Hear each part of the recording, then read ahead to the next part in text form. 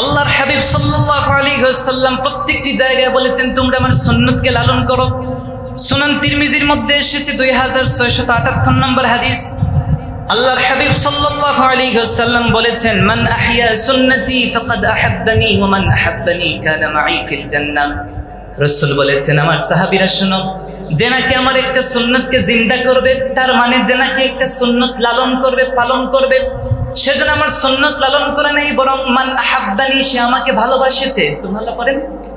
রাসূল বলেছেন ওমান আহাব্বানি কানা মাই ফিল জান্নাতি, আর যেই বান্দা আমাকে ভালোবাসলো ওই বান্দাটা আমার সঙ্গে আল্লাহর জান্নাতের মধ্যে ঢুকে পড়বে। সুবহানাল্লাহ।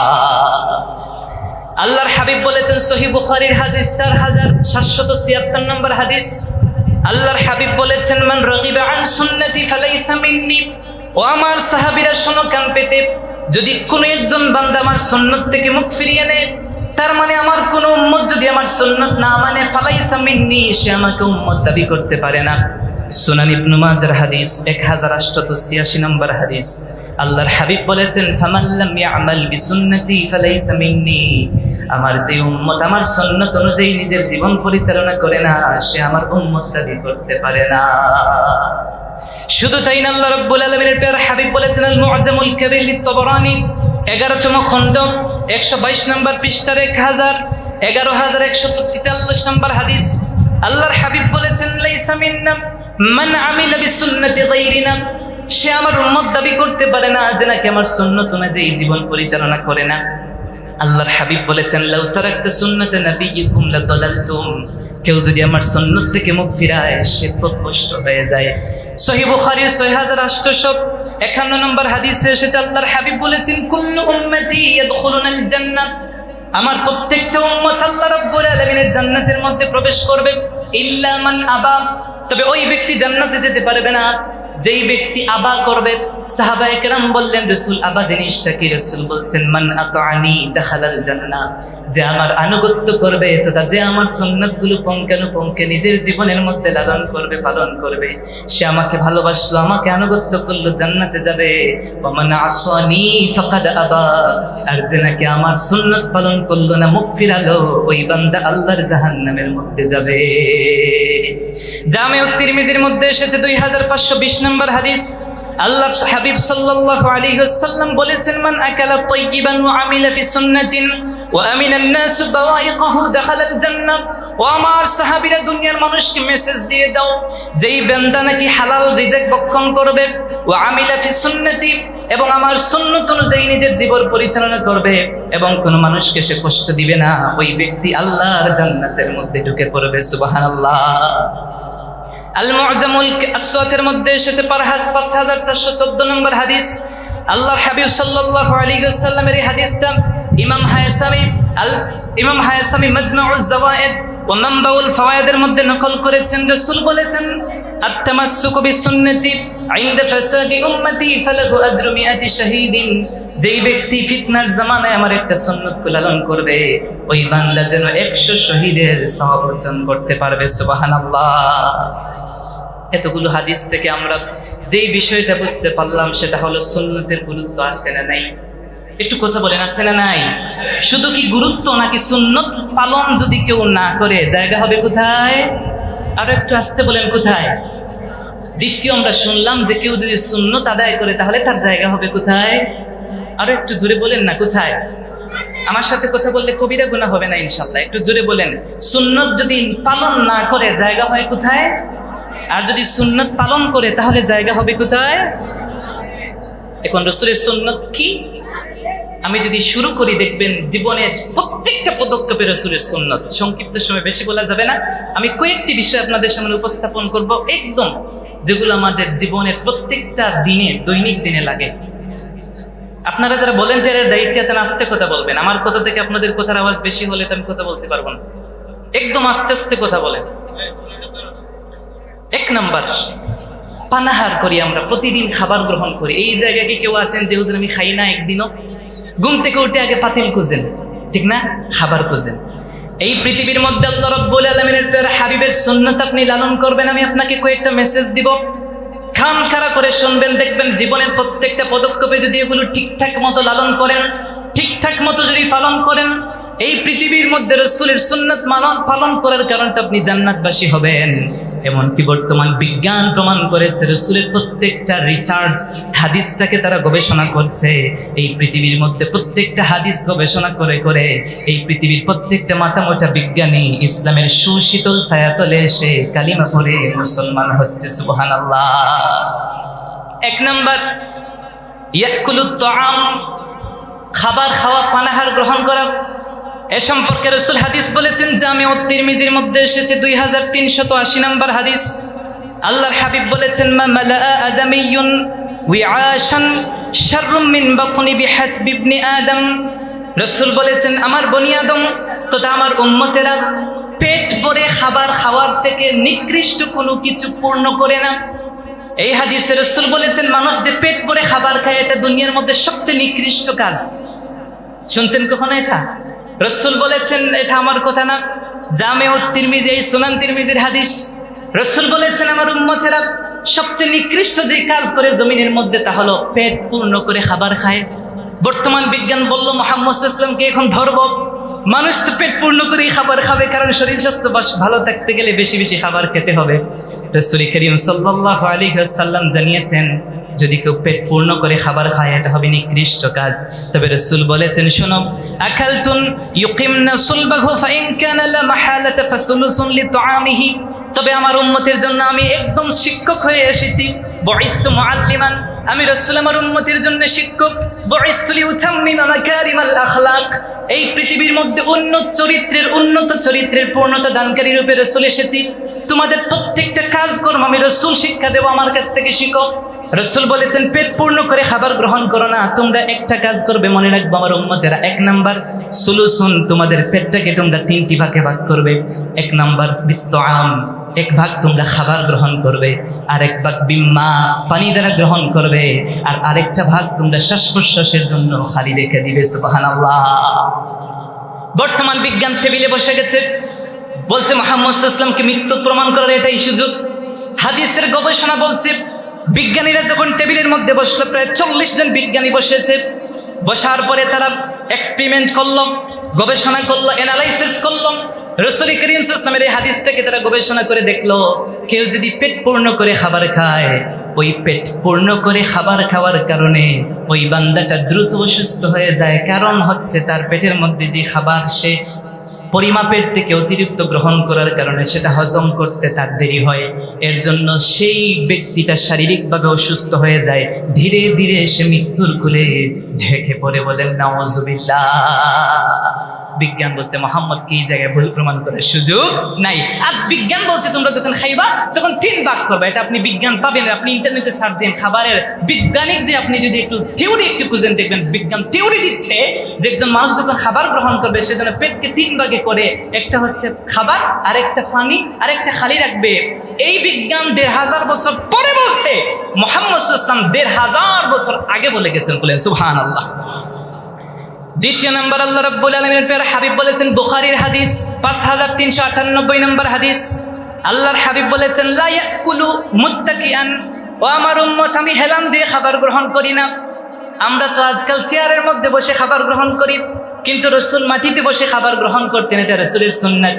বিজ্ঞান বলছে কেউ যদি চেয়ারে বসে খাবার গ্রহণ করে তাহলে হেলান দিয়ে খায়, পেটটা সোজা থাকে, খেতেই থাকে, পেট পূর্ণ করতে করতে গলা পর্যন্ত আসার পর খাবার বন্ধ করে। তার কারণ হচ্ছে ওর দোষ না, তো পেটটা সোজা খেতেই আছে। আর মাটিতে বসলে পেটটা ভাঁজ পড়ে, অল্প খেলে পেট ভরে যায়। সুবহানাল্লাহ পড়েন না। বিজ্ঞান বলছে যে রাসূল কেন বলছেন হেলান দিয়ে খাবার খাওয়া যাবে না? বর্তমান বিজ্ঞান মাথা নত করে দিয়ে ইসলামের কাছে বলছে, হায় হায়, কেউ যদি হেলান দিয়ে খাবার গ্রহণ করে অতিরিক্ত খাবার তার পেটের মধ্যে সে লালন করে। নাউযুবিল্লাহ পড়েন না।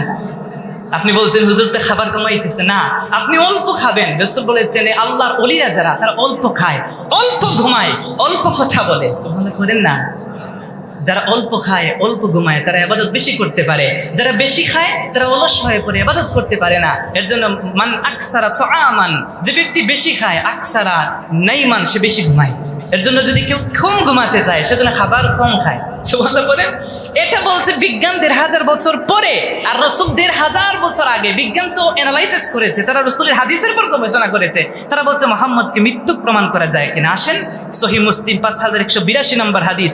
আল্লাহর হাবিব বলেছেন ইয়াতানাফাসু ফিশ শারাবি সালাসা, তোমরা যখন পানি পান করবে তখন তোমরা পানি পান করতে গেলে তোমরা, আমাদের যুবকরা বর্তমানে সাইকেল, বাইসাইকেল, মোটরসাইকেলের উপরে পা উঠায়, এইরকম এই যে বলে স্ট্যান্ডের মধ্যে মাথাটা খায় আর বোতলের মধ্যে এরকম খায়, আছে না নাই? বিজ্ঞান বলছে হায় হায়, এটা এমন করলে কি হয়? তো রাসূল কি বলেছেন? হেলান দিয়ে খাবে না, ঠিক মানলাম। রাসূল বলেছেন তোমরা যখন খাবে তখন চুমুক দিয়ে খাবে। সুবহানাল্লাহ পড়েন না, বোতল দিয়ে খাবে না, চুমুক দিয়ে খাও। বিজ্ঞান বলছে মুহাম্মদকে ধরা দরকার। আসেন, তারা আসলো। রাসূল কারীম সাল্লাল্লাহু আলাইহি ওয়াসাল্লাম বলেছেন যখন পানি গ্রহণ করবে তখন তোমরা ৩ চুমুকে ৩ নিঃশ্বাসে পানি খাবে। সুবহানাল্লাহ পড়েন না, এক নিঃশ্বাসে তোমরা গ্লাসের পানি খাবে না। বর্তমান বিজ্ঞানী হাদিস নিয়ে গবেষণা করলো, তারা বললো কেন রাসূল বলেছেন? দেখলো কেউ যদি একসাথে পানি গ্রহণ করে, বিজ্ঞান বলছে তোমরা গরম চা খাও না? বলে হ্যাঁ, গরম চা যেভাবে ধীরে ধীরে অল্প অল্প করে খাও, পানিটাও অল্প অল্প করে খাইও। সুবহানাল্লাহ পড়েন। বিজ্ঞান বলেছে রাসূল কারীম সাল্লাল্লাহু আলাইহি ওয়াসাল্লাম দাঁড়িয়ে পানি পান করতে নিষেধ করেছেন কেন? বিজ্ঞান প্রমাণ করেছে, খোদার কসম করে বলেছে যে এই পৃথিবীর মধ্যে কেউ যদি সুস্থ থাকতে চায় সেজন্য বসে পান করে, কারণ কেউ যদি দাঁড়িয়ে পান করে পানিটা সরাসরি তার কিডনিতে এফেক্ট করে, ধীরে ধীরে তার কিডনিটা ড্যামেজ হয়ে যায়। এই বিজ্ঞান এখন বলেছে ১,৫০০ বছর পূর্বে রাসূল বলেছেন। আজ আপনি আমি ডক্টরে গেলে ডক্টর যে প্রেসক্রিপশন দেয় গরুর গোশত খাওয়া যাবে না, ওইটা খাওয়া যাবে না, ওইটা খাওয়া যাবে না, সেটা মনোযোগ দিয়ে মানেন। কিন্তু রাসূলের হাদিসটা যদি মানতেন আর ডক্টরের কাছে যাওয়া লাগতো? সামনে আলোচনা আসবে। রাসূল কারীম সাল্লাল্লাহু আলাইহি ওয়াসাল্লামের হাদিসকে গবেষণা করেছে, প্রায় ৫০টার মতো রোগ লিস্ট করে বলেছে কেউ যদি দাঁড়িয়ে পান করে পানি, তাহলে তরল জাতীয় খাবার দাঁড়িয়ে পান করার কারণে এই ৫০টা রোগে আক্রান্ত হয়ে যাবে না। আউযুবিল্লাহ। সহিহ বুখারী ১৫৩ নম্বর হাদিস। আল্লাহর হাবিব বলেছেন ইযা শারিবা আহাদুকুম ফালা ইয়াতানাফাস ফিল ইনাএ, যখন কেউ খাবার গ্রহণ করবা তখন তোমরা যখন খাবারের সেই প্লেট অথবা বোতলের মধ্যে, গ্লাসের মধ্যে নিঃশ্বাস ফেলবা না। বিজ্ঞান বললো এটা কোনো কথা, মুহাম্মদ খাইয়া কাজ নাই, পানি কেমনে খাইতে হবে, এটা নিঃশ্বাস ফেললে কোনো ক্ষতি? একটু অ্যানালাইসিস করি তো। তারা দেখলো কেউ যদি খাবার গ্রহণ করবে, যে খাবারটা, বিজ্ঞান তো রাসূল তো বলেছেন ফুক দিও না, বিজ্ঞান বলছে ওটার গ্রান্টটাও নিও না। সুবহানাল্লাহ বলেন। বিজ্ঞান বলেছে কি করে না, গ্রান্টটা আমরা খাবার গ্রহণের আগে অনেকে দেখবে কেমন হয়েছে একটু টেস্ট করে কিনা। বিজ্ঞান বলছে টেস্ট করা যাবে না, তুমি নাক দিয়ে সেই খাবার তুমি স্মেল নিতে পারবা। সুবহানাল্লাহ পড়েন। রাসূল কারীম সাল্লাল্লাহু আলাইহি ওয়াসাল্লাম ১,৫০০ বছর বলবেন সেটা নিঃশ্বাস ফেলো না। কেন? কারণ আপনার যে কার্বন ডাই অক্সাইড বের হইবে সেটা খাবারের মধ্যে গেলে ওটা দূষিত হয়ে যায়। সুবহানাল্লাহ পড়েন। আল্লাহর হাবিব সাল্লাল্লাহু আলাইহি ওয়াসাল্লাম বলেছেন সহিহ মুসলিমের ২০২৪ নম্বর হাদিস, রাসূল নিষেধ করেছেন নাহা আনিশ শারবি কাইমান, রাসূল দাঁড়িয়ে পানি পান করতে নিষেধ করেছেন। এইভাবে রাসূল কারীম সাল্লাল্লাহু আলাইহি ওয়াসাল্লাম নিষেধ করেছেন ইউনফাখু ফিল ইনাহে। আল্লাহর হাবিব সাল্লাল্লাহু আলাইহি ওয়াসাল্লাম বলেছেন যখন তোমরা গরম খাদ্য গ্রহণ করবা, অনেকে দেখবেন গরম খাদ্য গ্রহণ করার আগে ফু দেয়। কিসের জন্য? ঠান্ডা করতেছে, গরম চা খায়। রাসূল বলছেন না, গরম খাবার ফু দিয়ে খাওয়া যাবে। একটু কথা বলেন, যাবে? বিজ্ঞান বললো এটা কোন কথা? আসেন অ্যানালিসিস করি। তারা টেবিলে বসলো, দেখলো হায় হায়, কেউ যদি গরম খাবারের মধ্যে তার নিঃশ্বাস দেয় তো তার সে ফু দেয়, তাহলে এই মুখ দিয়ে যেটা বের হয় সেটা কি? আমাদের মুখ দিয়ে যে হাওয়া বের হয় সেটা কি? দূষিত। বলেন সেটা কি? বুঝেন নাই কথা? আপনি আমার পাশে বসে আছেন, আমার হাওয়া মুখ থেকে বের হয় আপনার মুখে গেলে আপনি কি করেন? এমনটা করেন না, কারণ এটা দূষিত। তো ওই খাবারটা আপনি গরম খাবারে দিবেন, সেটা দূষিত হয়ে যায়। বিজ্ঞান বলছে এখন, রাসূল বলছেন ১,৫০০ বছর আগে। বলেন না সুবহানাল্লাহ। আল্লাহর হাবিব সাল্লাল্লাহু আলাইহি ওয়াসাল্লাম বলেছেন তোমরা দুপুরে খাবার গ্রহণ করার পরে কাইলুলা করবা। কাইলুলা কি? কাইলুলা হচ্ছে দুপুরে খাবার গ্রহণের পরে 10 মিনিট, কেউ বলছে 40 মিনিট তোমরা একটু বিশ্রাম গ্রহণ করবা খাবার গ্রহণের পরে দুপুরে। বিজ্ঞান বললো এটা কোনো কথা? আসো অ্যানালাইসিস করি। তারা অ্যানালাইসিস করলো যে মানুষগুলো দিনে কাজ করে তাদেরকে দুপুরে খাবার খাওয়ানোর পরে 10 মিনিট কাইলুলা, হাদিসের ভাষা কি? কাইলুলা করতে দিল। কাইলুলা করার পর দেখা গেল যে যারা কাইলুলা করার পরে 10 থেকে 40 মিনিট কেউ কাইলুলা করে বিশ্রাম গ্রহণ করার পরে যেই প্রজেক্টে কাজ করে, ওরা যারা কাইলুলা না করে খেয়ে দিয়ে গিয়ে কাজে লেগে গেছে তাদের থেকেও 40 গুণ কাজ বেশি করতে পারে। সুবহানাল্লাহ। বিজ্ঞান রাসূলের হাদিস দ্বারা বলছে তোমরা ভাত খাওয়ার পর দুপুরে কেউ যদি ভাত খাওয়ার পরপরই কোনো কঠিন কাজ, ভারী কাজে লাগে, তাহলে তার ব্রেন স্ট্রোক হয়ে যেতে পারে। আল্লাহু আকবার। কম বিজ্ঞান তো এখন বলছে ভাই, রাসূল ১,৫০০ বছর পূর্বে বলেছেন। আপনি যদি রাসূলের সেই হাদিসটা গ্রহণ করতেন তাহলে আজকে আর ডক্টরের কাছে ব্রেন স্ট্রোকের জন্য যাওয়া লাগতো। আল্লাহর হাবিব সাল্লাল্লাহু আলাইহি ওয়াসাল্লাম বলেছেন রাতে খাবার গ্রহণ করার পরে সাথে সাথে বেডে যাবে না। রাতে খাবার গ্রহণ করার পরে কিছু সময় হাঁটবা, সুবহানাল্লাহ পড়েন। হযরত ওমর রাদিয়াল্লাহু তাআলা আনহু বলেছেন, বাইহাকির হাদিস, ইযা আকালতুমুত তাআম ফাআযিবুহু বিযিকরিল্লাহ, রাতে খাবার গ্রহণ করার পরে কিছু সময় আল্লাহর জিকির করো, তথা কিছু সময় হাঁটো, ভালো কাজ করো, সাথে সাথে বেডে যেও না। যদি খাবার গ্রহণ করার সাথে সাথে কেউ বেডে যায় তাহলে তার খাদ্যটা হজম হয় না, বিভিন্ন রোগ আক্রান্ত হয়ে যায়। বিজ্ঞান এখন মানুষকে প্রেসক্রাইব করে, ডক্টরদেরকে থিওরি দেয়। আল্লাহর হাবিবদের 1000 বছর পূর্বে সেই থিওরি দিয়েছেন, সুবহানাল্লাহ। তার থেকেও কঠিন কথা, international journal of cancer centre তারা গবেষণা করেছে রসুলের এই হাদিসটা রসুল কেন বলেছেন খাবার গ্রহণের পরে একটু বিশ্রাম গ্রহণ করবা। দেখা গেল যারা রাতে খাবার গ্রহণ করার পরে সাথে সাথে বেডে চলে যায় ঘুমাতে, বিজ্ঞান বলছে তাদের ওই সমস্ত ব্যক্তিরা যারা নাকি খাবার গ্রহণের পরে রাতের বেলা, দুপুরের বেলা না, রাতের বেলা খাবার গ্রহণের পরে সাথে সাথে বেডে চলে যায়, আর যারা সাথে সাথে বেডে যায় না বরং কিছু সময়, বিজ্ঞান একটা টাইম দিয়েছে, বিজ্ঞান দিয়েছে 2 ঘন্টা। কয় ঘন্টা? আর রাসূল বলেছেন আল আশা কাবলাল ইশা, তোমরা রাতের খাবার গ্রহণ করবা এশার নামাজের আগে। সুবহানাল্লাহ পড়েন। এই যে সাহাবী বলছেন একটু জিকির কইরো, নামাজটা তো জিকির। রাসূলের সুন্নাত হচ্ছে আগে তোমরা খাবার গ্রহণ করবা রাতের, তারপর এশার নামাজ করবা, তাহলে তোমাদের খাবারটা ঠিকঠাক মতো জায়গা মতো পৌঁছবে, তারপর তোমরা ঘুমাইয়া যাইও, সমস্যা নাই। কি বিজ্ঞান বলছে তোমরা 2 ঘন্টা পরে ঘুমাইতে যাইও। সুবহানাল্লাহ পড়েন। কারণ কি? কারণ তারা একটা গবেষণা করেছে, তারা গবেষণা করে দেখেছে প্রায় 1800 স্তন ক্যান্সার, প্রস্টেট ক্যান্সার রোগীদেরকে তারা অ্যানালাইসিস করলো, তারা গবেষণা করলো, এবং যাদের এই প্রস্টেট ক্যান্সার নাই, স্তন ক্যান্সার নাই, এমন 2000-এর উপর তারা গবেষণা করে দেখেছে, আল্লাহু আকবার, প্রায় 25% ক্যান্সার হবে না এমন নিশ্চয়তা দিয়েছে ওই সমস্ত ব্যক্তিদের সম্পর্কে যারা রাসূলের হাদিস মানে, রাতে খাবার গ্রহণ করার সাথে সাথে বেড়ে যায় না। বলেন না সুবহানাল্লাহ। আর যারা রাতে খাবার গ্রহণ করার সাথে সাথে বেডে চলে যায়, এটা বার্সেলোনা ইনস্টিটিউট ফর গ্লোবাল হেলথের একটা বিজ্ঞানী তারা সেটা প্রমাণ করেছে। সুবহানাল্লাহ পড়বেন না? তাহলে দেখেন আজকে আপনি বিজ্ঞানীর কাছে যাবেন, ডক্টরের কাছে যাবেন, ডক্টর যায়, আমাদের যে ডক্টররা আছেন ওরা তো বিজ্ঞানের থিওরি পড়েন তারপর ডক্টর হন, ঠিক না? অন্যথায় আপনাকে প্রেসক্রাইব করবেন কিভাবে?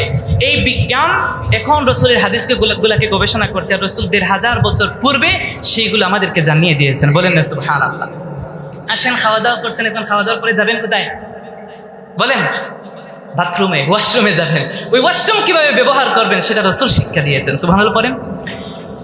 সুনান আবু দাউদের মধ্যে এসেছে 7 নম্বর হাদিস, আল্লাহর হাবিব সাল্লাল্লাহু আলাইহি ওয়াসাল্লাম উম্মতকে সবকিছু শিক্ষা দিয়েছেন। খাবার গ্রহণের পন্থা আরো বিস্তৃত ছিল, আমি সংক্ষেপে বললাম।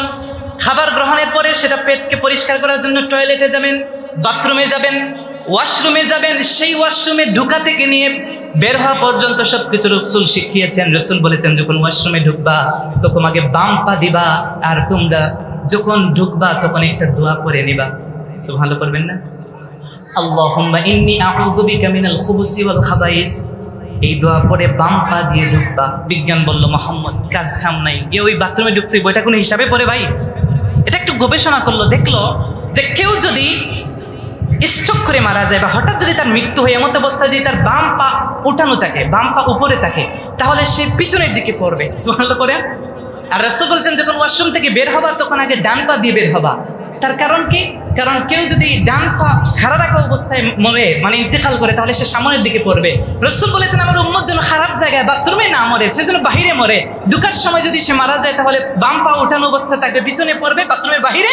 আর যদি সে ঢুকার সময়, বের হওয়ার সময় ডান পা দেয় তাহলে বাথরুমের ভিতরে পড়বে না, বাহিরে পড়বে। সুবহানাল্লাহ পড়েন। রাসূল বলছেন বের হওয়ার সময় তোমরা দোয়া করবা। আল্লাহ রাব্বুল আলামিনের প্যারা হাবিব হাদিসে যেটা শিখিয়ে দিয়েছেন, হাদিসকে গবেষণা করে বিজ্ঞানীরা বলল রাসূল তো খাবারের বিষয়টা বললেন, এবার বাথরুম কিভাবে করতে হবে এটাও রাসূল বলবেন, এগুলো রাসূলের দায়িত্ব। সুনান আবু দাউদের হাদিস, সালমান রাদিয়াল্লাহু তাআলা আনহুকে জিজ্ঞেস করা হলো, ইয়া সালমান, ওহে সালমান, قد علمكم نبيكم كل شيء حتى الخراءة। ওহে সালমান, তোমাদের নবী কি তোমাদেরকে সব শিখান, এমনকি কিভাবে প্রস্রাব পায়খানা করতে হয় তাও শিখান? قال সালমান বিউসবুইন হাকিম। হযরত সালমান বুদ্ধিদীপ্ত ভাষায় জবাব দিয়েছেন, আজাল, অবশ্যই আল্লাহর হাবিব আমাদেরকে সব শিখান, এমনকি কিভাবে বাথরুম করতে হবে, প্রস্রাব পায়খানা করতে হবে সেটাও আমার রাসূল আমাকে শিখান। সুবহানাল্লাহ পড়েন। হযরত সালমান জবাব দিলেন, শোনো দুনিয়ার মানুষ, আল্লাহর হাবিব আমাদেরকে নিষেধ করেছেন আন নাস্তাকবিলাল কিবলাতা বিগিতাইন বিগাইতিন আও বাউলিন, যখন তোমরা প্রস্রাব পায়খানা করতে বসবা তখন কিবলাকে সামনে পিছনে রেখে বসবা না, তথা উত্তর দক্ষিণে তোমাদের বাথরুম করবা, পূর্ব পশ্চিমে তোমরা বাথরুম করতে বসিও না। তিনি বলেছেন, আল্লাহর হাবিব আমাদেরকে নিষেধ করেছেন, লা তাস্তানজিয়া বিল ইয়ামিন, প্রস্রাব পায়খানার পরে ডান হাত দিয়ে শৌচ কার্য করতে রাসূল নিষেধ করেছেন। সাহাবী বলছেন, লা তাস্তানজিয়া আহাদুনা বিআকাল্লা মিন সালাসি আহজার, রাসূল তিনটির কম ঢিলা খুলুক ব্যবহার করতে নিষেধ করেছেন। আও ইয়াস্তানজিয়া বিরাজিইন আও আজমিন, রাসূল হাড্ডি দ্বারা এবং রাসূল করিম সাল্লাল্লাহু আলাইহি ওয়াসাল্লাম হাড় এবং গোবরের টুকরা দ্বারা ইস্তেনজা করতে রাসূল নিষেধ করেছেন। বিজ্ঞান এটা নিয়ে গবেষণা করলো। রাসূল প্রথম বলেছেন কিভাবে বাথরুম করতে হবে, কিভাবে সুন্নত পদ্ধতি। রাসূল সাল্লাল্লাহু আলাইহি ওয়াসাল্লাম যখন বাথরুমে বসতেন তখন বাম পায়ের উরুর উপরে ভর দিয়ে বসতেন। রাসূল করিম সাল্লাল্লাহু আলাইহি ওয়াসাল্লাম যখন বাথরুমে বসতেন তখন তিনি মাথাটা একটু নিচু করে দিতেন।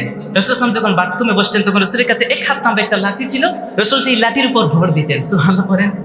বিজ্ঞান বলছে এত কিছু করতে হইব, একটু গবেষণা করেন। গবেষণা করে দেখলো, কেউ যদি বাথরুম করতে গিয়ে সে যদি বাম পায়ের উপর ভর দেয়, বাম উরুর উপরে ভর দিয়ে টয়লেট করতে বসে এবং সে যদি মাথাটা নিচু করে এবং হাতের মধ্যে একটা লাঠি রেখে এটার উপর ভর দেয়, তাহলে তার কখনো ওরাল ক্যান্সার হবে না। সুবহানাল্লাহ পড়েন না। সরাসরি তার সেই জায়গার মধ্যে চাপ পড়বে না। এর জন্য অনেকের পাইলস হয়, পাইলস হওয়ার পর সেই জায়গাকে টিউমার থেকে ক্যান্সার হয় কিনা। এই যে রসুলের সুন্নতটা মানে নাই, রসুলের সুন্নত যদি সে মানতো তাহলে এই রোগে আক্রান্ত হতো না। রসুল ইসলাম তারপর বলেছেন, ডান হাত দিয়ে শৌচকার্য করবে না, কারণ এই হাত দিয়ে তোমরা খাবার গ্রহণ করো, বাম হাত দিয়ে শৌচকার্য করবা। 2 নম্বর, রসুল করিম ইসলাম বলেছেন, তোমরা যখন শৌচকার্য করবা সাথে সাথে পানি ব্যবহার করবা না, এর আগে তোমরা ঢিলা খোলক ব্যবহার করবা। আমাদের ডিজিটাল যুগে আমরা টিস্যু ব্যবহার করি। আমার জন্মের পর থেকে টিস্যুর কালার 2টা, একটা হচ্ছে সাদা আর একটা হচ্ছে কি গোলাপি।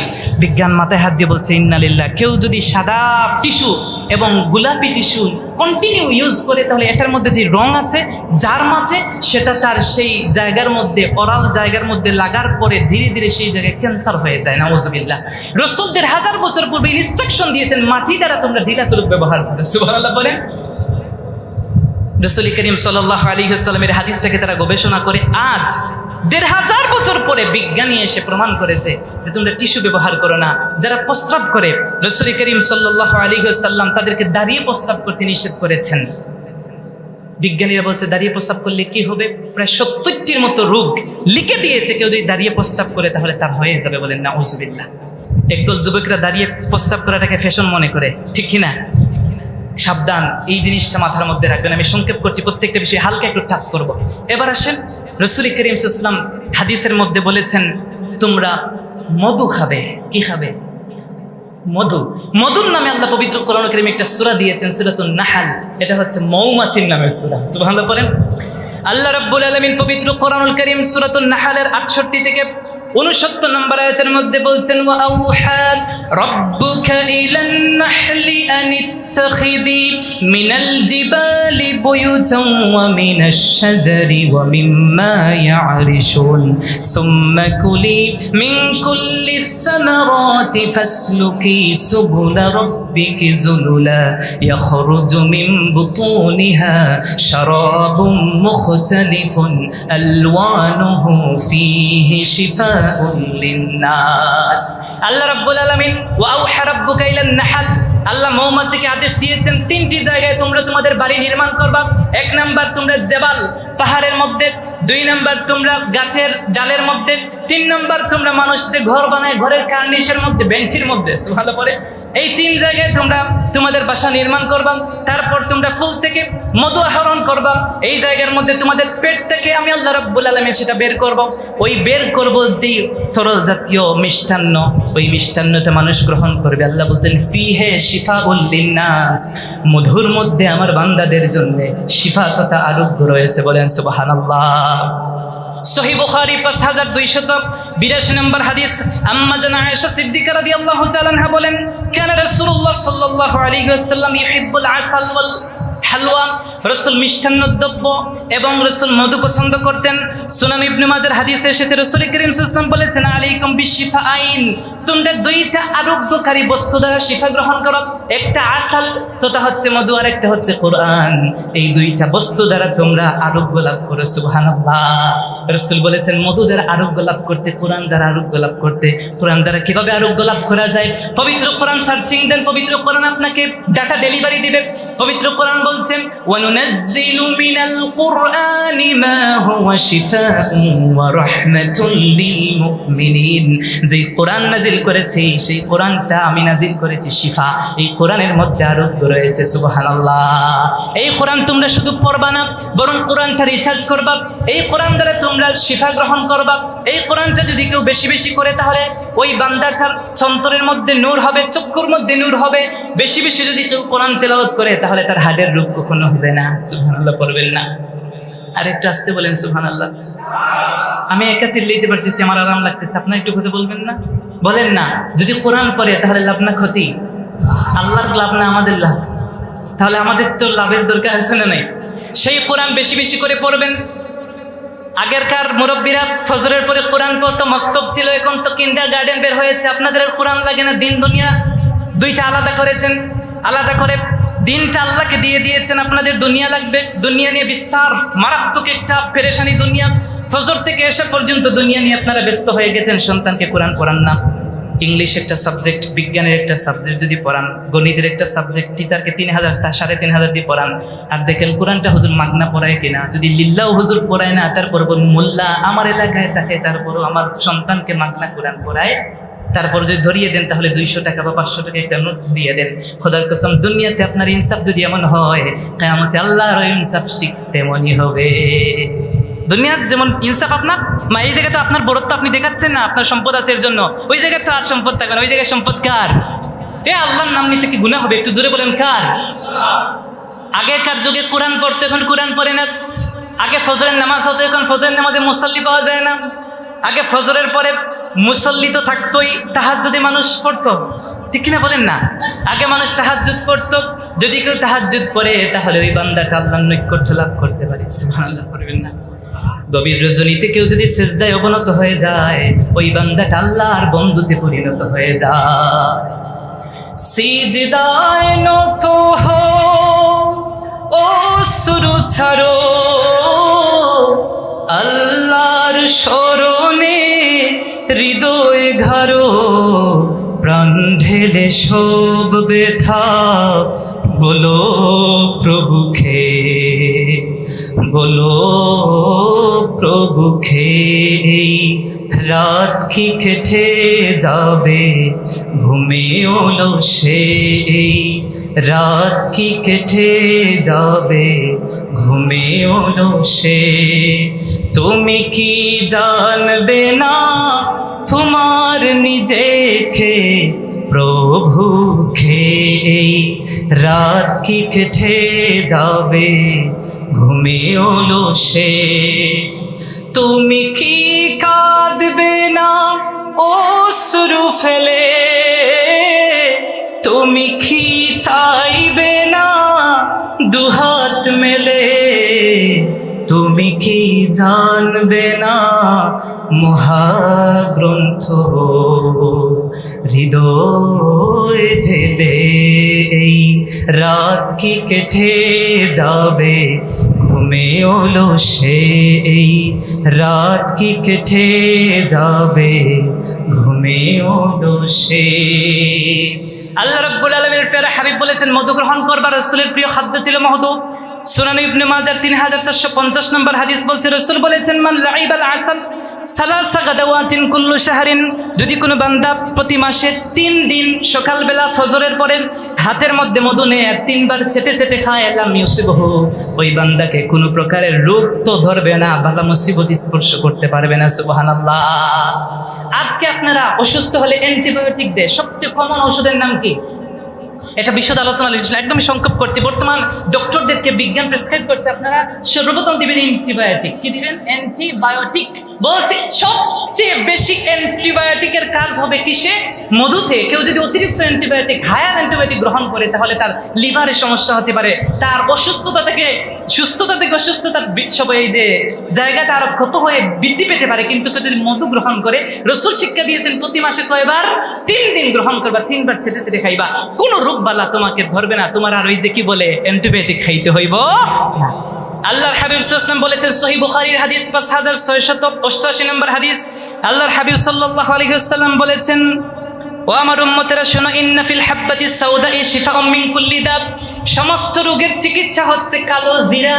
কি জিরা? কালো জিরা। যদি কেউ কালো জিরা গ্রহণ করে, রাসূল বলছেন ইল্লাল সাওম, সাম ব্যতীত সমস্ত রোগের আরোগ্য। সাম কি? রাসূল বলছেন আল মাউত, মৃত্যু ছাড়া সমস্ত রোগের আরোগ্য আছে কালো জিরার মধ্যে। সুবহানাল্লাহ। রাসূল আমাদেরকে ফজরের নামাজের পরে মধুর সাথে কালো জিরা মিশ্রি একসাথে খাওয়ার জন্য রাসূল বলেছেন। ১৫০০ বছর পূর্বে বিজ্ঞানীরা ডায়াবেটিসের রোগীকে এখন কালো জিরা খাওয়ায় আছে না নাই? বলেন তা আপনি বিজ্ঞানের ডক্টরের কাছে যান মিয়া, ওই জায়গায় ১,০০০-১৫০০ টাকা দিয়ে আবার কি বলে ভিজিট দেন না? ডক্টরের চেহারা দেখা যায় না, ভিজিট না দিলে চেহারা দেখা যায়? বলেন যায়? কিন্তু আপনি রাসূলের হাদিস তো পাচ্ছেন, আপনি এটা যদি মানতেন তাহলে আর এত ডক্টরের কাছে যাওয়া লাগতো না। আল্লাহর হাবিব সাল্লাল্লাহু আলাইহি ওয়াসাল্লাম বলেছেন, সহিহ বুখারীর মধ্যে এসেছে 5689 নম্বর হাদিস, রাসূল বলেছেন, ইন্নাত তালবিনা তুজিম্মু ফুআদাল মারিদ ওয়া তাযহাবু বিল হুজন। রাসূল বলেছেন তোমরা তালবিনা খাবে। তালবিনা হচ্ছে এমন, এটা হচ্ছে বক্ষ রোগ আছে, এই রোগ তোকে আরোগ্য দিবে। কেউ যদি ডিপ্রেশনে থাকে, চিন্তাগ্রস্ত থাকে, সেজন্য তালবিনা গ্রহণ করে। অসুস্থ ব্যক্তি তালবিনা গ্রহণ করলে এই অসুস্থতা থেকে, দুশ্চিন্তা থেকে সে মুক্ত পাবে। সুবহানাল্লাহ। আজ ১৫০০ বছর পূর্বে এই বিজ্ঞানী প্রমাণ করছে, আজ আপনাকে প্রেসক্রাইব করছে আপনাকে এই জায়গায় অনেক দেখবেন বর্তমানে হানিনাট বুঝেন? হানিনাটের বিষয়টা অনেক প্রসার লাভ করছে। কি? মধু, এই জায়গার মধ্যে খেজুর দেয়, কিশমিশ দেয়, এই জায়গার মধ্যে কিছু বার্লি দেয়, এইসব জায়গার মধ্যে এই যে প্রাকৃতিক কিছু খাবার দিয়ে আপনাকে খাওয়ায়, ঠিক না? বর্তমান বিজ্ঞান এটা বের করে। কিন্তু ১৫০০ বছর পূর্বে রাসূল বলেছেন, কেউ যদি হার্টের রোগী থাকে তাহলে তোমরা একটা পাত্রের মধ্যে কিছু দুধ নিবা, কিছু বার্লি দিবা, কিছু খেজুর দিবা, কিছু কিশমিশ দিবা, এরকম কিছু জিনিস দিয়ে তোমরা একটু ঠান্ডা করে তাকে খাওয়াবা। ওই ব্যক্তি যদি তালবিনা গ্রহণ করে, বর্তমান বিজ্ঞান বলছে তালবিনা গ্রহণ করলে তালবিনার ধারা ওই বান্দার কখনো হার্টের রোগ হবে না। সুবহানাল্লাহ বলেন না? ধানমন্ডি সহ বিভিন্ন জায়গায় কিন্তু তালবিনা এখন বিক্রি করে বানিয়ে রাসূলের হাদিসকে গবেষণা করে এটা বের করেছে। আপনি আমি যদি তালবিনা গ্রহণ করি, দেখবেন আপনার আবার হার্টের আর রোগ হবে না। আল্লাহর হাবিব সাল্লাল্লাহু আলাইহি ওয়াসাল্লাম আমাদেরকে বলেছেন, আবু দাউদের হাদিস 3876 নম্বর হাদিস, রাসূল বলেছেন, মান তাসাব্বাহা সাবআ তামারাতিন আজওয়াতিন, যেই ব্যক্তি 7টি আজওয়া খেজুর খাবে। কয়টি আজওয়া খেজুর? আল্লাহর হাবিব বলেছেন, লাম ইয়াদুররুহু যালিকাল ইয়াউমা সাম ওয়ালা সিহর। রাসূল বলেছেন, যেই ব্যক্তি প্রতিদিন সকালে 7টি আজওয়া খেজুর খাবে ফজরের নামাজের পরে, ওই বান্দাকে জাদু কখনো গ্রাস করতে পারবে না। ওই বান্দাটা কখনো জাদু এবং সাহাম, রাসূল বলেছেন, ওই বান্দাটাকে কখনো বিষ কোনো ক্ষতি করতে পারবে না। সুবহানাল্লাহ। বিজ্ঞান বলছে মুহাম্মদকে এই জায়গায় ধর্ম কিভাবে? তারা এটা ইংল্যান্ডের কিছু বিজ্ঞানী প্রায় 99 জন রোগী আছে যারা আইসিইউতে, মানে বুঝতে পারছেন, সিসিইউতে ভর্তি করে রেখেছে, লাইফ সাপোর্টে আছে, তাদেরকে অনেক কষ্ট মিষ্ট করে 90 জনকে তারা একটু সুস্থ করেছে, যাতে কিছু তরল জাতীয় খাওয়ানো যায়। তারা 7টি আজওয়া খেজুর খাওয়িয়েছে, খাওয়ানোর পর 1 গ্লাস বিষ খাওয়িয়েছে। সুবহানাল্লাহ পড়েন। 1 গ্লাস বিষ খাওয়ানোর পর দেখলো আজওয়া খেজুর খাওয়ার পর বিষ খেয়েছে। তারপর পুরো শরীরটা এক্সপেরিমেন্ট করলো, তারা চিকিৎসা করে চেক আপ করে দেখলো বিষের একটা ছিটা ফোটাও নাই, আজওয়া খেজুর সব কিছু গ্রাস করে নিয়েছে। সুবহানাল্লাহ। তা আপনি যদি প্রতিদিন সকালে আজওয়া খেজুর 7টি খেতে পারেন, তাহলে কেউ আপনাকে জাদু করলে সেই জাদু কাজে আসবে না। বর্তমানে জাদু কিন্তু খুব বেশি বেড়েছে, ব্ল্যাক ম্যাজিক, কালো জাদু, এগুলো অতি প্রকার বেড়েছে, এগুলোর ধারে কাছে যাইবেন না। এটা কুফরি, ঈমান নিয়ে মৃত্যুবরণ করতে পারবেন না। আর রাসূল বলেছেন, যদি কেউ বিষও গ্রহণ করে সেই দিন আজওয়া খেজুরের কারণে, তার বিষ তাকে কোনো কাজে দিবে না। আল্লাহর হাবিব সাল্লাল্লাহু আলাইহি ওয়াসাল্লাম বলেছেন, সুনানুল কুবরা লিল বাইহাকির 2056 নম্বর হাদিস, রাসূল বলেছেন, আলাইকুম বিআলবানিল বাকার, তোমরা গরুর দুধ খাবে। কি খাবে? আমার সাথে একটু কথা বলেন। রাসূল বলছেন, তোমরা গরুর কি খাবে? ফাইন্নাহা তারুম্মু মিন কুল্লি শাজার, কারণ গরুর দুধটা হচ্ছে সমস্ত ঘাসের সার নির্যাস। আগেকার আমাদের গ্রামগঞ্জে মানুষ ঘাস খাইতো, ঘাস বুঝেন, মানে শাকসবজি খাইতো, ফরমালিন ছিল না, এত রোগ ছিল না। রাসূল করিম সাল্লাল্লাহু আলাইহি ওয়াসাল্লাম বলেছেন, সমস্ত ঘাসের সার নির্যাস কি? আপনি গরুকে যত ফিট খাওয়ান, খৈল খাওয়ান আর চিটা খাওয়ান, যাই খাওয়ান, কাজ হবে না যদি আপনি কি না খাওয়ান, ঘাস না খাওয়ান, ঠিক না? গাভী যদি দুধ দিতে হয় কি খাওয়াতে হয় বলেন একটু? ঘাস খাওয়াতে হয়। রাসূল বলেছেন, তোমরা যদি দুধ খাও তাহলে ঘাসের সার নির্যাস খাবে। রাসূল বলেছেন, তোমরা বেশি বেশি করে কি খাবে? গরুর দুধ। মুস্তাদরাক আলা সহিহাইনের 6212 নম্বর হাদিস, রাসূল বলেছেন, কুলু মিন লাহমিল বাকারি কালিলা, তোমরা গরুর গোশত কম খাবে। গরুর গোশত কি খাবে? কম খাবে। রাসূল বলেছেন, ওয়াফিল লাহমিল বাকারি দা ওয়াফিল লাবানিল বাকারি দাওয়া, গরুর গোশতের মধ্যে রয়েছে রোগ, গরুর দুধের মধ্যে রয়েছে আরোগ্য। সুবহানাল্লাহ। বর্তমান বিজ্ঞানও সাজেস্ট করছে, রাসূল বলেছেন তোমরা গরুর গোশত কম খাবে, গরুর দুধ বেশি খাবে। আপনারা কি মন খারাপ করছেন? হুজুর গরুর গোশত খাওয়ার কথা নিষেধ করে দিয়েছে। দেখবেন হাই প্রেশারের রোগীকে বলছে এক টুকরা খাইতে পারবা, মেপে খাইবা, ঠিক না? একটু কথা বলেন। ডায়াবেটিক্সের রোগীকে গরুর গোশত খাইতে দেয়, বর্তমান বিজ্ঞান তো এসে নিষেধ করে দেয়, খাইতে পারবা না। এটা ভুল, বিজ্ঞান ভুল বলছে, আমি বলবো। রাসূল বলেছেন খাওয়া যাবে, হাই প্রেশারের রোগীও খেতে পারবে, তবে সীমিত, রাসূলের সুন্নাহ মতো খেতে হবে। রাসূল বলেছেন কি, ওয়াফিল লাহমিল বাকারি দা, গরুর এই যে গোশতটা লাল, রেড না, এটা রেড মিকের মধ্যে কি থাকে? রোগ থাকে। বলেন কি থাকে? গরুর গোশত লাল, এটা খেলে অসুস্থতা হয়। আর গরুর এই যে কি বলে দুধ যদি আপনি খান, এটা সাদা দুধ, এটা খেলে আপনার সমস্ত রোগ দূর হয়ে যাবে। গরুর যদি কেউ দুধ খায়, রাসূল করিম সাল্লাল্লাহু আলাইহি ওয়াসাল্লাম বলছেন এই গরুর দুধটা এটা এমন যে দুধ খেলে শরীরের এই যে প্রত্যেকটা পেশিগুলো মজবুত হয়। সুবহানাল্লাহ বলেন। হার্ট শক্তিশালী হয়। যারা বেশি মায়ের বুকের দুধ খায় ওই সন্তানরা হৃষ্টপুষ্ট হয়, ঠিক না? গরুর দুধ যারা বেশি খাবে তাদের রোগ বালাই কম হবে। বর্তমান বিজ্ঞান এটা বলেছে, রাসূল ১৫০০ বছর পূর্বে বলেছে। সুবহানাল্লাহ পড়বেন না? জান্নাতে যারা যাবে, সাইয়্যিদুত তাআম লাহমুন, জান্নাতের সবচেয়ে সুস্বাদু বা সবচেয়ে দুনিয়া এবং জান্নাতের মধ্যে সবচেয়ে শ্রেষ্ঠ খাবার হচ্ছে গরু গোশত। সুবহানাল্লাহ করে। গরুর গোশত থেকে মজাদার কোনো খাবার আছে? এটা বিজ্ঞান বলছে খেতে পারবা না, রাসূল বলছেন তুমি সীমিত আকারে খেতে পারবা। রাসূল করিম সাল্লাল্লাহু আলাইহি ওয়াসাল্লাম বলেছেন জান্নাতের সর্বশ্রেষ্ঠ খাবার কি? তার মানে আপনারা আমার ওয়াজ বুঝেন না, যেহেতু রিপিট করতেছেন না তার মানে বুঝেন না। গরুর গোশত বলেন কি সর্বশ্রেষ্ঠ খাবার জান্নাতের মধ্যে? কি দুনিয়াতে সর্বশ্রেষ্ঠ খাবার কি? আর রাসূল বলেছেন জান্নাতের মধ্যে মেহমানদারি করা হবে, আউয়ালুত তাআম ফিল জান্নাতি কাবিদু উহুদ, জান্নাতের মধ্যে মেহমানদারকে মেহমানদারি করানো হবে মাছের কলিজার ভুনা আর নান রুটি। সুবহানাল্লাহ পড়েন। এ কি বলে করছেন? পাঙ্গাস মাছের কলিজা, তেলাপি মাছের কলিজা খাওয়াইব? মা লা আইনুন রাআত ওয়ালা উযুনুন সামিআত ওয়ালা খাতারা আলা কলবি বাশার, এমন এমন জিনিস খাওয়াইবা, এমন মাছের কলিজা চক্ষু দেখে নাই, কান শুনে নাই, অন্তর কল্পনা করতে পারে নাই। সুবহানাল্লাহ। মুসনাদ আহমদের হাদিস ১৪,৪৩৫ নম্বর হাদিস, আল্লাহর হাবিব বলেছেন মা ও জামজাম লিমা শরিবা লাহু, তোমরা জমজমের পানি খাইবা, জমজমের পানি যে যে উদ্দেশ্যে পান করবে তার উদ্দেশ্য সফল হয়ে যাবে। বর্তমান বিজ্ঞান বলছে এটা কেমন কথা? আমি বিজ্ঞানের এক দুইটা থিওরি দিয়ে আমি শেষ করছি।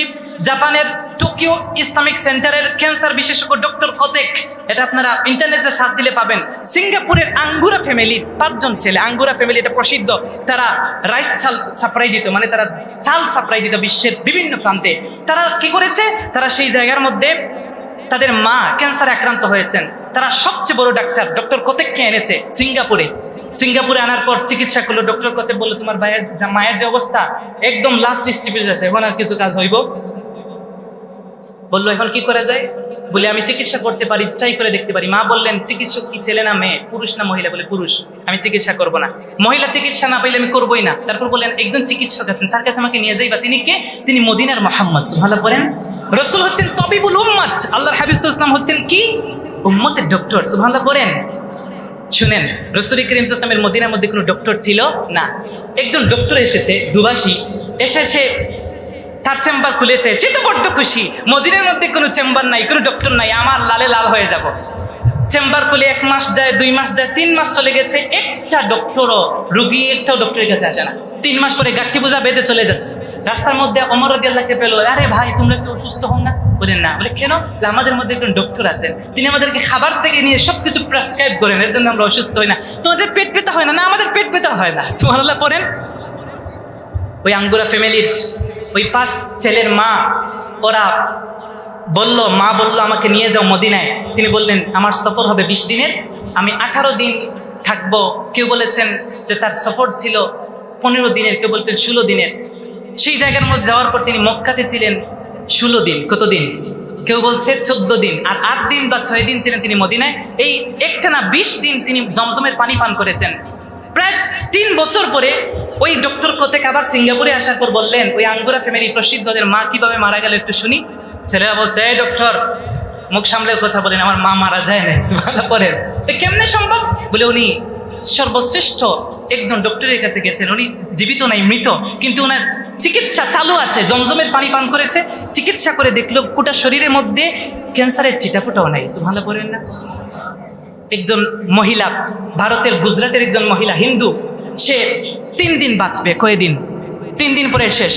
তারা ডক্টরে নিয়ে গেল, 3 জন ডক্টর, তারা সেই জায়গায় চিকিৎসা করলো, বললো তোমার যে অবস্থা 3 দিনের বেশি বাঁচার সুযোগ নাই। সে যখন একজন মুসলমান বোনের সাথে সাক্ষাৎ হলো, বললো বোন আমি তো মারা যাবো, বলি মারা যাবা না, তুমি জমজমের পান পান করো। সে বলছে তো তোমাদের নবী মোহাম্মদ বলছেন, এটা উম্মতে মোহাম্মদী, মোহাম্মদ তো মুসলমানদের নবী, আমি তো বিধর্মী ভাই। বললো মোহাম্মদ বলেছেন মা ও জামজামা, যে পান করবে তার জন্য শিফা। রসুল মুসলিম ও মুসলিম সেই জায়গায় ফাইন্ড আউট করেন নাই। 40 দিন একাধারে জমজমের পানি পান করেছে। 3 মাস পরে গিয়েছে, 3 জন ডক্টর মাথা হেড হয়ে গেছে, বলছে তুমি এখন জীবিত আছো। পুরো শরীর নিয়ে চেক আপ করেছে, দেখে কোনো ক্যান্সারের চিহ্ন ভিন্নও নাই। বললো কিভাবে সম্ভব? যে আমি তো রসুলের প্রেসক্রাইব অনুসরণ করেছি। 3 জন ডক্টর এক টেবিলে বসে কালিমা পড়ে মুসলমান হয়েছে, বলেন সুবহানাল্লাহ। আল্লাহর হাবিব বলেছেন সহিহ বুখারীর 8887 নম্বর হাদিস, বলেছেন তোমরা মিসওয়াক করবা। লাউলা আনা শুক্কা আলা উম্মতি লা আমারতুহুম বিসওয়াক ইনদা কুল্লি ওয়াদু। হুজুর চলে আসছেন, আমি সংক্ষেপে শেষ করে দিচ্ছি। রাসূল সাল্লাল্লাহু আলাইহি ওয়াসাল্লাম বলেছেন তোমরা মিসওয়াক করবা। কি করবা? আমার উম্মতের জন্য কঠোর না হলে প্রত্যেক নামাজের ওযুর পূর্বে আমি মিসওয়াক করা আবশ্যক করে দিলাম। রাসূল বলেছেন আসওয়াক মাতহারাতুল লিল ফামি ওয়া মারদাতুল লিরাব্বি। মিসওয়াক করলে মুখের দুর্গন্ধ দূর হয়, আল্লাহর সন্তুষ্টি পাওয়া যায়। বিজ্ঞান গবেষণা করলো আজকাল যে আপনারা পাউডার মারেন আর টুথপেস্ট মানেন, এটার দ্বারা ক্যান্সার হয়, নাউজুবিল্লাহ পড়েন। আর কেউ যদি জায়তুনের ডাল দ্বারা মিসওয়াক করে, সর্বশ্রেষ্ঠ ডাল হচ্ছে জায়তুনের ডাল। বিজ্ঞান বলছে এটা দিয়ে যদি কেউ, জীবনে তো ক্যান্সার হওয়ার কোনো সম্ভাবনা নাই, এর তিতা লালাটা ভিতরে যাবে, এর দ্বারা অনেক রোগ তার শিফা হয়ে যাবে। সুবহানাল্লাহ। আল্লাহর হাবিব সাল্লাল্লাহু আলাইহি ওয়াসাল্লাম বুখারীর হাদিস 5697 নম্বর হাদিস, রাসূল সাল্লাল্লাহু আলাইহি ওয়াসাল্লাম বলেছেন তোমরা হিজামা সিঙ্গা লাগাবে। কি লাগাবে? আগে সিঙ্গা লাগাইতো না মুরব্বিয়ানে কেরাম, এখন লামায় হিজামা। হিজামা সেন্টার বের হয়েছে না? ওয়াহতাজামা রাসূল সাল্লাল্লাহু সিঙ্গা লাগিয়েছেন হুয়া সাইমুন, রোজাদার অবস্থায়। বিজ্ঞানীরা আজ ডক্টররা আমাদেরকে প্রেসক্রাইব করে তোমরা সিঙ্গা লাগাও, দূষিত রক্ত বের করে আনো। দেখবেন আজকে বিভিন্ন জায়গায় হিজামা সেন্টার বের হয়েছে, ঠিক না? এটা রাসূল 1500 বছর পূর্বে বলেছেন। সুনান নাসাইর 5330 নম্বর হাদিস, রাসূল বলেছেন মা আসফালা মিনাল কাবাইন মিনাল ইজারি ফাফিন্নার।